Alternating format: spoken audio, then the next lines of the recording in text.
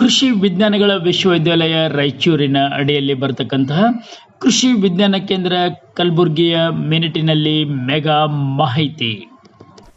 Parthenium ಕಸ ಅಥವಾ ಬಿಳಿ ಕಸ ಅಂತಂದು ಕರೆಸಿಕೊಳ್ಳುವಂತಹ ಇದು ಸಾಮಾನ್ಯವಾಗಿ ಎಲ್ಲ ಕಡೆ ಬೆಳೀತಕ್ಕಂತಹ ಒಂದು ಕಸ. ಇದು ರೋಡ್ ಆಜುಬಾಜುದಲ್ಲಿ ಇರ್ಬೋದು, ಹೊಲದಲ್ಲಿ ಇರ್ಬೋದು, ಪಾಳು ಬಿದ್ದ ಜಮೀನದಲ್ಲಿ ಇರ್ಬೋದು, ಎಲ್ಲಿ ಬೇಕಾದಲ್ಲಿ ಬೆಳೀತಕ್ಕಂಥ ಒಂದು ಕಸ. ಇದರಿಂದ ನಮಗೆ ಸಾಕಷ್ಟು ಆರೋಗ್ಯಕ್ಕೂ ಒಂದು ಹಾನಿಯಾಗಿದೆ, ಕೃಷಿ ಮಾಡತಕ್ಕಂಥ ರೈತರಿಗೂ ಒಂದು ಹಾನಿ, ಅವನ ಪ್ರಾಣಿಗಳಿಗೂ ಹಾನಿ ಆಗ್ತಕ್ಕಂಥದ್ದಿದೆ.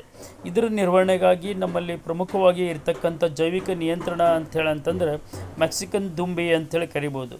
ಇದನ್ನು ಮೊದಲೇ ಬಾರಿಗೆ ಮೆಕ್ಸಿಕೋದಿಂದ ತಂದು ಬಿಡಲಾಗಿತ್ತು. ಇದು ತನ್ನ ತತ್ತಿಗಳನ್ನು ಒಂದೊಂದಾಗಿ ಎಲೆಗಳ ಮೇಲೆ ಇಡುತ್ತದೆ. ನಂತರ ಏನಾಗ್ತದಪ್ಪ ಅಂದರೆ ಇದರಿಂದ ಬಂದಂತಹ ಮರಿಹುಳುಗಳು ಇವು ಕೂಡ ಎಲೆಗಳನ್ನು ತಿಂದು ಹಾನಿ ಮಾಡ್ತಕ್ಕಂಥದ್ದನ್ನು ನಾವು ನೋಡ್ತೇವೆ.